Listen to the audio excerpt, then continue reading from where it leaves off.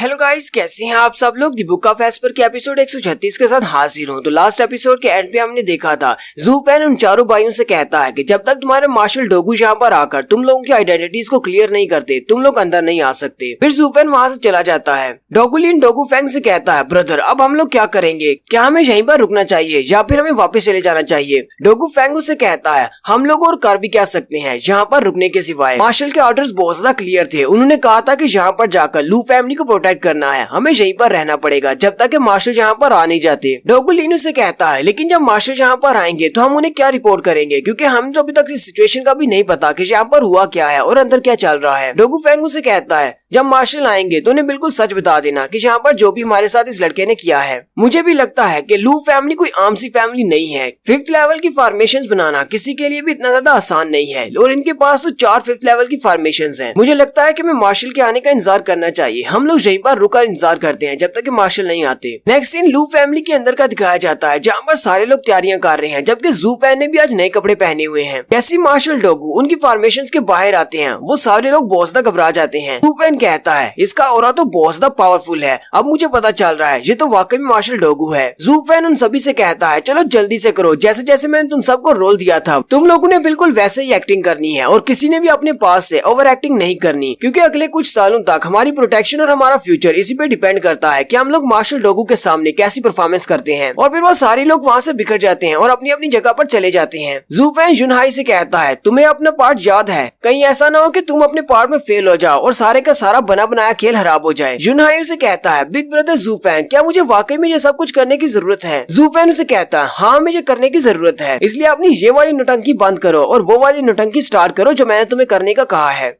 Next scene लू family के बाहर का दिखाते हैं, जहाँ पर वो सारे सोल्जर्स घोड़ों के ऊपर आ रहे होते हैं। मार्शल डोगू अपनी आर्मी लेकर वहाँ पर आए हैं, जबकि उनके चारों बेटे वहीं पर रास्ते में खड़े होते हैं और उनको वेलकम कहते हैं। मार्शल डोगू आते साथ ही उन चारों से कहते हैं, सिचुएशन क्या है, क्या तुम लोगों ने लू फैमिली को प्रोटेक्ट किया है, अब लू फैमिली वाले सेफ हैं। डोगू फैंग कहता है, मार्शल आपको परेशान होने की जरूरत नहीं है, लू फैमिली वाले बिल्कुल सेफ है। मार्शल डोगू की बात सुनकर बहुत ज्यादा खुश हो जाते हैं और कहते हैं, चलो शुक्र है मैंने एम्परर्स के ऑर्डर्स को फेल नहीं किया। एम्परर ने ऑर्डर दिए थे कि लू फैमिली को जाके प्रोटेक्ट करना है, अगर मैं यहाँ पे आने में लेट हो जाता तो मुझे एम्परर के सामने बहुत ज्यादा शर्मिंदगी होती। डोगू फैंग कहता है, मार्शल लेकिन एक बात है कि जब हम लोग यहाँ पर पहुंचे थे हमारे पहुंचने से पहले ही यहाँ पर एक स्नीक अटैक हुआ था, बहुत सारे एल्डर्स ने मिलकर लू फैमिली पर अटैक किया था। मार्शल डोगू चिल्लाकर उसे कहते हैं, तो फिर मुझे जल्दी से सारी रिपोर्ट बताओ, क्या हुआ, उन अटैकर्स का क्या हुआ, क्या उन अटैकर्स में से किसी को पकड़ा गया या फिर उन अटैकर्स ने सभी को मार डाला, लू फैमिली के हेड कैसे है, क्या लू फैमिली के हेड जिंदा है। डोगू फैंग और डोगू लिन दोनों ही एक दूसरे की तरफ देखते हैं और खामोश रहते हैं, क्योंकि उन्हें तो इस बारे में पता ही नहीं है, क्योंकि ज़ू पेन ने उन्हें लू फैमिली के अंदर जाने ही नहीं दिया था। डोगू फैंग मार्शल डोगू से कहता है, मास्टर मुझे इस बारे में कुछ भी नहीं पता, क्योंकि हम लोग उस फैमिली के अंदर नहीं गए। मार्शल डोगू बहुत ज्यादा गुस्सा हो जाते हैं और चिल्लाकर उसे कहते हैं, फैंग ये तुमने क्या किया, तुम ऐसे तो नहीं थे, कुछ दिनों से तुम लोग यहाँ पर क्या कर रहे हो, अगर तुम्हारे पास पूरी रिपोर्ट भी नहीं है, कहीं ऐसा तो नहीं कि यहाँ पर आने के बाद तुम लोगों ने वाइन पीना स्टार्ट कर दिया और वही तुम्हारे दिमाग पर चढ़ी रही, इसीलिए तुमने अपना काम पूरा नहीं किया। मुझे लगता है कि मुझे तुम लोगों को सजा देनी पड़ेगी। डोगू फैंग कहता है, मार्शल प्लीज हमारी बात तो सुने, ऐसी बात नहीं है, जरा ब्लैकविंड माउंटेन की तरफ देखिए, वहाँ पर 4 5th ग्रेड की फॉर्मेशंस हैं, जो कि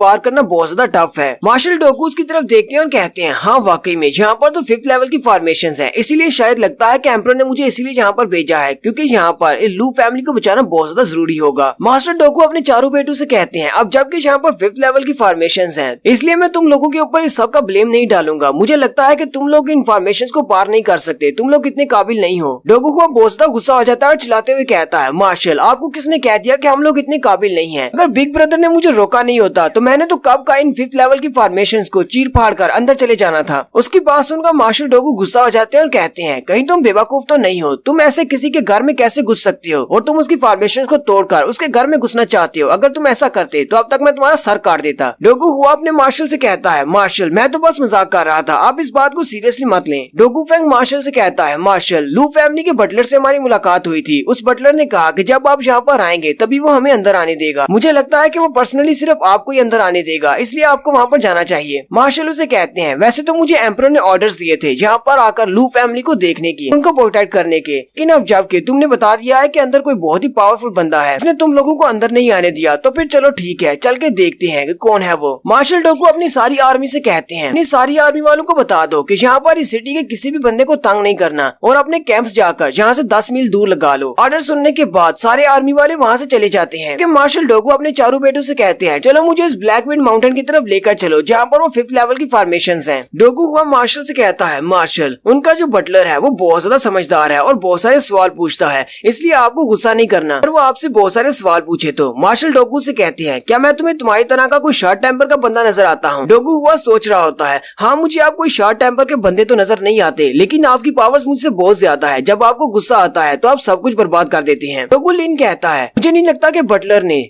सिर्फ काशिश के तौर पर हमें अंदर नहीं आने दिया, मुझे लगता है कि वो सिर्फ हमारे मार्शल से मिलना चाहता है, इसीलिए उसने हमें वहाँ पर आने नहीं दिया था। बहुत ही जल्दी में पता चल जाएगा कि उसने हमारे साथ ऐसा क्यों किया था। मार्शल डोगू से कहते हैं तुम्हारा भाई लिन तुम में से सबसे ज्यादा समझदार है, हमेशा कोई ना कोई बात ऐसी कर देता है जो कि बहुत ही समझदारी वाली होती है। इसने बिल्कुल ठीक कहा है, मुझे लगता है कि लू फैमिली वाले मेरा ही इंतजार कर रहे हैं, वो मुझे से मिलना चाहते हैं। मार्शल उन चारों से कहते हैं चलो फिर वहाँ पर चलते हैं और चल के देखते हैं क्या है इस लू फैमिली के बारे में ऐसा क्या खास है। मार्शल डोगू उस फॉर्मेशन के बाहर जाकर खड़े हो जाते हैं और चिल्लाकर कहते हैं टिंजू एम्पायर के मार्शल डोगू जू फैमिली के हेड को ग्रीटिंग्स पेश करते हैं। थोड़ी देर के बाद जू फैन वहाँ से बाहर निकलता है और मार्शल को ग्रीटिंग्स देते हुए कहता है आपका बहुत बहुत शुक्रिया जो आप यहाँ पर खुद चल कर आए हैं। मेरा नाम जू फैन है और मैं लू फैमिली का बटलर हूँ। मार्शल उसकी तरफ देखते हैं और कहते हैं तो तुम वो बटलर हो जिसने कुछ दिन पहले मेरे इन चारों जनरल्स को अंदर नहीं आने दिया। मार्शल डोगू से कहते हैं मैंने सुना है कि तुम बहुत ज्यादा काशियस हो, तुमने मेरे जनरल्स को अंदर नहीं आने दिया और उनके हाथ में तो टोकन भी था। तुमने मेरे चारों जनरल्स से कहा कि ये सारे लोग फेक हो सकते हैं, लेकिन तुमने मुझे कैसे पहचान लिया? क्या तुम्हें ये नहीं लगता कि मैं भी फेक हो सकता हूँ? जू फैन हंसते हुए कहता है मार्शल डोगू आप फेक कैसे हो सकते हैं? आपकी पर्सनैलिटी को कॉपी करना किसी के लिए भी आसान नहीं है। एक महान जनरल है और साथ ही अंदर से जू फैन सोच रहा होता है सब कुछ मेरे प्लान के मुताबिक ही चल रहा है, ये तो मेरे जाल में फंसता जा रहा है। अगर कोई आपकी बॉडी को कॉपी करने की कोशिश भी करेगा तो वो आपके इस पावरफुल ओरा को कॉपी नहीं कर पाएगा जो कि आपने सालों की जंगों के बाद हासिल किया है। और अगर कोई आपके ओरा को भी कॉपी कर लेता है तो वो आपकी मिलिट्री लाइफ को कभी भी कॉपी नहीं कर पाएगा। और साथ ही जू फैन अंदर से हंस रहा होता है और कहता है चलो फिर अपना शो स्टार्ट करते हैं। जू फैन तो उसकी तारीफों के पुल बांध देता है। जू फैन कहता है पूरे टिंजू एम्पायर में आप जैसा कोई भी दूसरा मार्शल नहीं है, आप बहुत ज्यादा पावरफुल हैं। हालांकि आप बूढ़े हो चुके हैं लेकिन फिर भी आपकी बॉडी से जो ओरा निकल रहा है वो इतना ज्यादा पावरफुल है कि मेरी तो अंदर तक हड्डियां भी काम गई हैं। क्योंकि मार्शल के चारों बेटे भी बहुत ज्यादा हैरान होते हैं और कहते हैं आखिर अचानक ऐसा क्या हो गया? ये लड़का हमें तो पहचानने से इनकार कर रहा था लेकिन ये हमारे मार्शल की बहुत ज्यादा तारीफें किए जा रहा है। जू फैन मार्शल डोगू की बहुत ज्यादा तारीफ करता है। मार्शल डोगू भी उसे कहते हैं चलो ठीक है बस करो, मैंने अपनी बहुत सारी तारीफ सुन ली, लगता है तुम और तुम्हारी लू फैमिली मेरे बहुत बड़े फैन हो।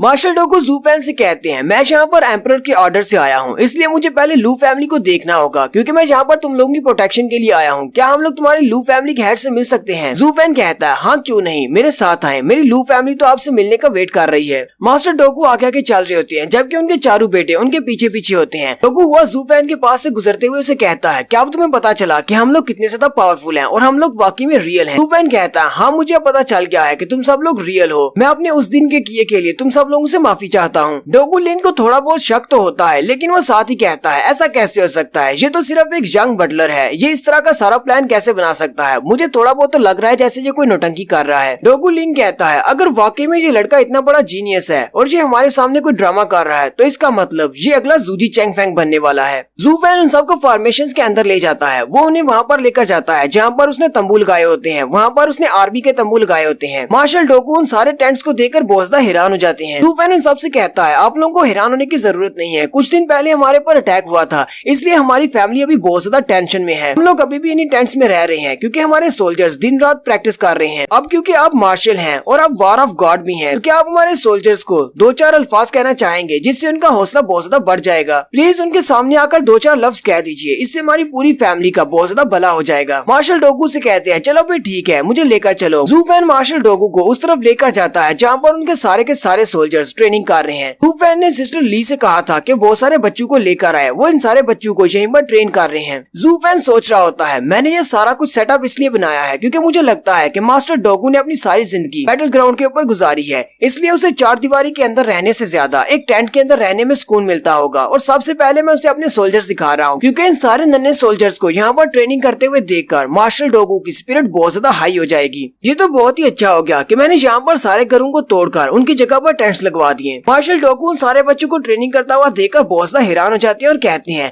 मेरे पास इतना ज्यादा एक्सपीरियंस है, मैंने बहुत सारे सोल्जर्स को ट्रेन किया है, लेकिन मैंने कभी भी छोटे बच्चों को ट्रेनिंग करते हुए नहीं देखा। ये सारे छोटे बच्चे तो वॉरियर लेवल के बन भी चुके हैं। लू फैमिली वाले तो बहुत ज्यादा इम्प्रेसिव है, इतने छोटे बच्चों को इतने कम अरसे में ट्रेन करना, ये तो वाकई में बहुत ही स्पेशल बात है। मास्टर डॉगू कहते हैं ये तो एक बहुत बड़ा अजूबा है, ये सारे ही बच्चे 10 साल से ज्यादा उम्र के नहीं होंगे। ये सारे बच्चे किस तरह दिल लगाकर यहाँ पर प्रैक्टिस कर रहे हैं? आखिर लू फैमिली वालों के पास ऐसा कौन सा तरीका है जिससे इन लोगों ने इन बच्चों के अंदर इतना ज्यादा जज्बा भर दिया है? मार्शल डॉगू कहते हैं मुझे लगता है कि तुम्हारी लू फैमिली का हेड वाकई में बहुत ज्यादा इम्प्रेसिव होगा, इसी वजह से तो ये सारे बच्चे इस तरह मेहनत कर रहे हैं। जबकि जू फैन उसकी तरफ देखकर मुस्कुरा रहा होता है और कहता है हाँ तुम्हें ये सारे बच्चे बहुत ज्यादा स्ट्रॉन्ग लगेंगे ही, क्योंकि इनमें से जितने भी वीक बच्चे थे वो सारे पहले मर चुके हैं। और यहीं पर हमारी एपिसोड 136 का एंड होता है। एक्सप्लेनेशन अच्छी लगी हो तो कमेंट करके जरूर बताइएगा। चैनल को सब्सक्राइब कर दे, वीडियो को लाइक और शेयर कर दे। शुक्रिया।